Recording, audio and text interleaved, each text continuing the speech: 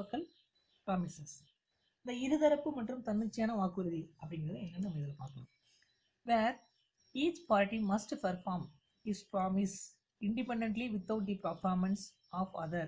The promisee are mutual and independent. பாருங்க, ஒவ்வொருவரும் மற்றவர் அவருடைய வாக்குறுதியை வந்து நிறைவேற்றுகிறாரா என காத்திருக்காமல் பார்க்காமல் அவரவர் தனது வாக்குறுதியை வந்து நிறைவேற்ற வேண்டும். ஸோ இதை தான் என்ன சொல்லணும்னா, இந்த வாக்குறுதி தான் இருதரப்பு மற்றும் தன்னிச்சையான வாக்குறுதி அப்படின்னு சொல்லி சொல்றோம். புரியுதுங்களா? ஃபார் எக்ஸாம்பிள் பாருங்க, Ramu agrees to pay Somu the amount for the price supplied on 10th June. So என்ன சொல்றாரு Ramu? Ramu agrees to pay Somu கொடுக்குறதா சொல்றான். the amount for the rice supply பண்றதுக்காக 10ஆம் தேதி கொடுக்குறேன்னு சொல்றான். சோமு என்ன பண்றான்? Somu promise to deliver rice on 18th. so Somu என்ன பண்றான்? ரைஸ் சப்ளை பண்ணக்கூடிய பர்சன். ராம என்ன பண்றான்? பேமெண்ட் பண்ணக்கூடிய பர்சன். ஸோ ராமு ஃபர்ஸ்ட் என்ன பண்றான்? அவருடைய அரிசி வந்து வழங்குவதற்கு உண்டான அந்த பணத்தை வந்து வழங்குவதற்கு சோமு கிட்ட ஒத்துக்கிறான். அதே மாதிரி சோமு என்ன பண்ணுவான்? ஜூன் 18ஆம் தேதி 10ஆம் தேதி கொடுக்குறதா சொல்றான்.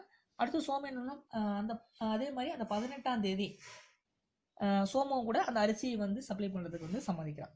ஸோ இந்த மாதிரி ரெண்டு பேருமே சம்மதிப்பதனால் இதுதான் என்ன சொல்றோம் அப்படின்னா மியூச்சுவல் அண்ட் இண்டிபெண்டன்ட் அப்படின்னு சொல்லி சொல்றோம்.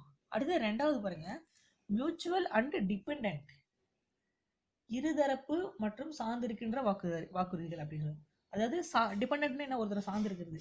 இருதரப்பு மற்றும் சார்ந்திருக்கக்கூடிய வாக்குறுதியை தான் நம்ம டிபெண்டன்ட் அப்படின்னு சொல்றோம். இது பாருங்க, where the performance of the promise by one party depends upon prior performance of promise by the other party. The promises are conditional and dependent.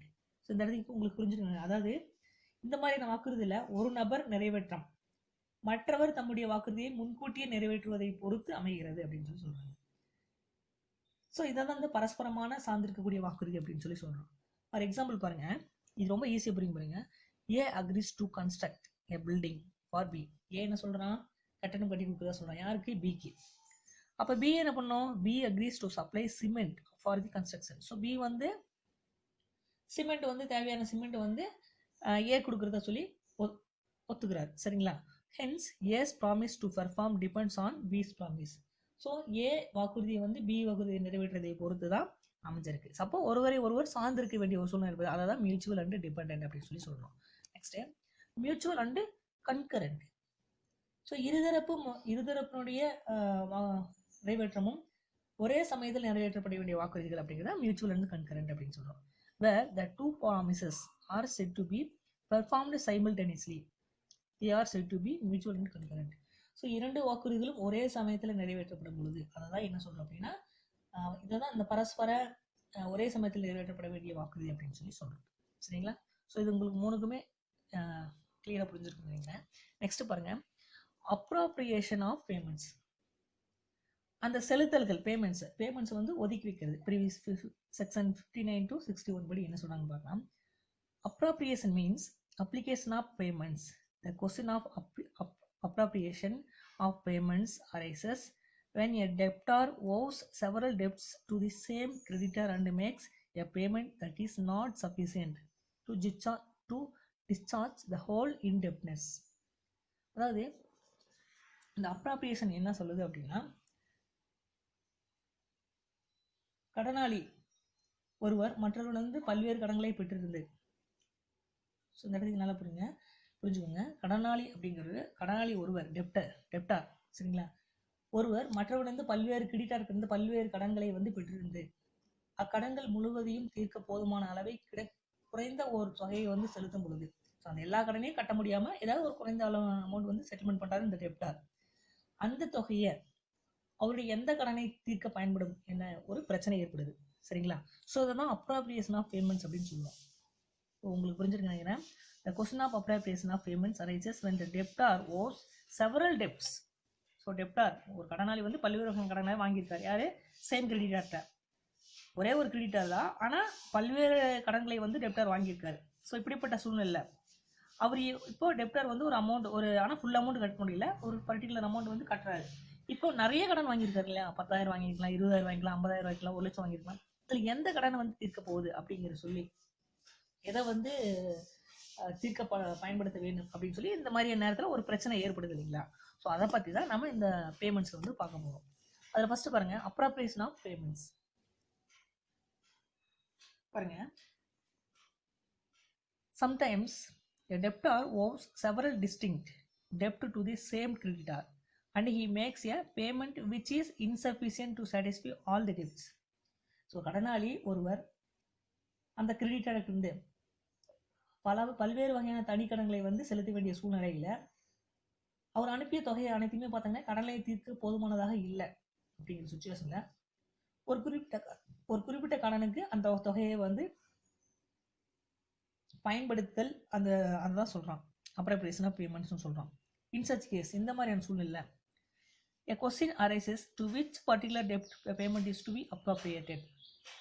So நிறைய கடன் வாங்கியிருக்கான், எந்த கடனை கட்டுறது அப்படிங்கிற ஒரு பிரச்சனை ஏற்படுது இல்லையா.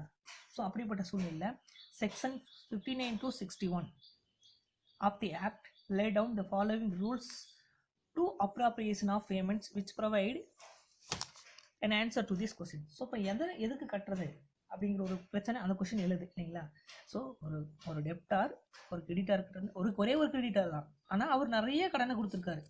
இப்போ டெப்டாரு ஏதாவது ஒரு தொகையை கட்டுறாரு, ஏதாவது புரிஞ்ச வேலையெல்லாம் தொகை, இந்த தொகையை எதுக்கு பயன்படுது, நிறைய கடன் வாங்கியிருக்கல, எந்த கடனுக்காக பயன்படுத்திக்கிறது அப்படிங்கிற ஒரு பிரச்சனை ஏற்படுது பார்த்தீங்களா. அந்த பிரச்சனையை தீர்ப்பதற்கான வழிகள் தான் நம்ம இதில் பார்க்க போகிறோம். அதில் ஃபர்ஸ்ட் பாருங்க, appropriation as per express instruction. அதாவது தீர்க்கப்பட வேண்டிய கடன் சுட்டி காட்டப்பட்டிருக்கும் பொழுது புரிஞ்சுக்கோங்க. Appropriation as per express instruction. தீர்க்கப்பட வேண்டிய கடன் எதை கட்ட போறோம், அந்த கடன் சுட்டி காட்டிருக்கும் பொழுது அதை பாருங்க. Every டெப்டார் who owes several debts to a creditor has a right to instruct his creditor to which particular debt the payments is to be appropriated or adjusted. ஒரு குறிப்பிட்ட கடனை தீர்ப்பதற்காக தான் அனுப்பும் தொகையை வந்து பயன்படுத்துமாறு அந்த கடனாளி வேண்டுகோள் விடுக்க முடியும், சரிங்களா. ஸோ அந்த தொகையை கடன் அளித்தவர் ஏற்றுக்கொண்டால், சரிங்களா, கடன் அளித்தவர் ஏற்றுக்கொண்டால் அவரே அவ்வாறே அந்த கடனை வந்து தீர்க்க பயன்படுத்த வேண்டும் அப்படின்னு சொல்லி சொல்றாங்க. therefore the debtor expressly state that the எந்த கடன் அப்படிங்கிறது payment is to be applied to the discharge of a particular debt, the payment must be applied accordingly. So உங்களுக்கு புரிஞ்சிருக்குங்க இல்லைங்களா. அதாவது ஒரு குறிப்பிட்ட கடனை தீர்க்கணும், தான் அனுப்ப வேண்டிய அந்த தொகையை வந்து பயன்படுத்துமாறு அந்த டெப்டார் வேண்டுகோள் வந்து விடுவிக்கலாம், சரிங்களா. அந்த தொகை கடன் அளித்தவர் ஏற்றுக்கொண்டார், அந்த கிரெடிட்டார் ஏற்றுக்கிட்டார் அப்படின்னா அவர் அவ்வாறே அந்த கடனை வந்து தீர்க்கிறதுக்காக வச்சுக்கணும், பயன்படுத்திக்கணும், சரிங்களா. பாருங்க, ஃபார் எக்ஸாம்பிள் பாருங்க, X owes Y 3 distinct debts of 20,000, 30,000 and 50,000. X வந்து என்ன பண்றாரு, 20,000, 30,000, 50,000 என ஒய் அப்படிங்கிறவங்கிட்ட இருந்து கடன் வாங்கியிருக்காரு. இப்போ எக்ஸ் என்ன பண்றாரு, 50,000 அனுப்புறாரு and instructs y that the payment should be appropriated against their debt. So இப்போ என்ன சொல்றாரு அப்படின்னா, எக்ஸ் வந்து சொல்றாரு எனக்கு அந்த 50,000 கடன் இருக்கு இல்லைங்களா, ஸோ அதை வந்து கட்டி முடிச்சிருங்க, அதை வந்து நான் கொடுத்துறேன் அப்படின்னு சொல்லி சொல்றாரு. இப்போ என்ன சொல்றாரு, இப்போ ஒய் என்ன சொல்றாரு, is bound to appropriate the payments against their debt only. இப்போ என்ன பண்ணணும் அப்படின்னா, ஸோ இந்த மாதிரியான சொல்ற சூழ்நிலையில ஸோ எக்ஸ் என்ன பண்ணணும், ஒய் என்ன பண்ணணும் அப்படின்னா அந்த மூன்றாவது கடனுக்கு எதிரான அந்த தொகையை மட்டுமே கடனை வந்து செலுத்துவதாக ஏற்றுக்கொள்ளப்பட வேண்டும், சரிங்களா. Next, application of payment where debt to be discharged is not indicated under section 60. அந்த தீர்க்கப்பட வேண்டிய கடன் சுட்டி காட்டாத பொழுது, இங்க சுட்டி காட்டினாங்க இல்லைங்களா, இந்த கடனை கட்டிடுங்க அப்படின்னு சொல்லி டெப்டார் சொல்றாரு, இங்க சுட்டி காட்டாத பொழுது.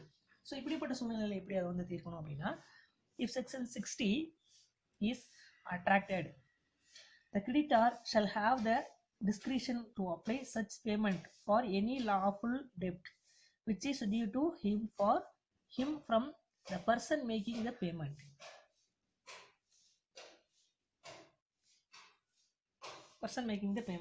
ஸோ அந்த கடனாளி அந்த அளித்த தொகை எந்த கடனையை வந்து அடைக்க பயன்படுத்த வேண்டும் என்பதை வந்து சுட்டிக்காட்டாத பொழுது கடன் அளித்தவனுடைய விருப்பத்திற்கு ஏற்றவாறு அந்த தொகையை வந்து பயன்படுத்திக் கொள்ளலாம் அப்படின்னு சொல்லி சொல்றாங்க. சரிங்களா?